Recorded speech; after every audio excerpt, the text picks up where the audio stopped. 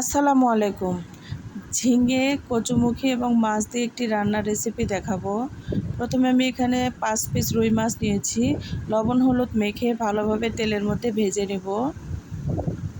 দুই পাশে ভালোভাবে ভেজে নিতে হবে।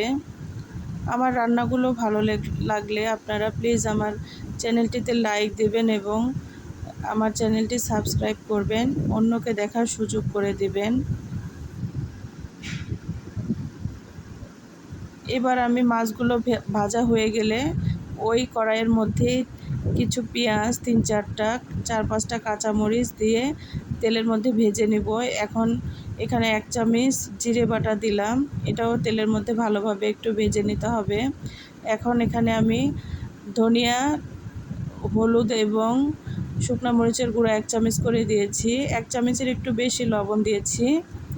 লবণটা পরবর্তীতে আপনারা চেখে দেখবেন, যদি কম হয় আবার দিয়ে নেবেন। এখন এখানে একটু পানি দিয়ে নিলাম। কষিয়ে নেওয়ার পরে এখানে কচুমুখিগুলো দিয়ে নিলাম। এখন ভালোভাবে নেড়ে চেড়ে নিতে হবে। এখানে ঢেকে দিলাম। ঢাকনা উঠিয়ে আবার আমি কচুমুখিগুলো ভালোভাবে কষিয়ে নিব। অনেকটা সেদ্ধ হয়ে এসেছে। এখন আমি এখানে ঝিঙে দিব।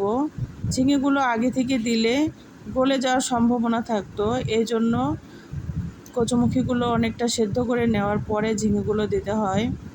ঝিঙে থেকে পানি বের হয়েছে, এই পানি দিয়েই মশলাটার সঙ্গে ভালোভাবে ঝিঙে এবং কচুমুখি ভালোভাবে সেদ্ধ হয়ে যাবে। আমি এখন ঝোল দিয়ে দিব। আমি একটু পাতলা করব ঝোলটা, এই জন্য পানির পরিমাণ বেশি দিলাম। আপনারা যদি বেশি ঝোল না খেতে চান তাহলে একটু ঝোলের পরিমাণ কম দিবেন। মাছগুলো দিয়ে নিব এবং কিছুক্ষণ জাল করে নেব, তাহলে রেডি হয়ে যাবে আমার তরকারিটি। এতক্ষণ আমার সঙ্গে থাকার জন্য অসংখ্য ধন্যবাদ।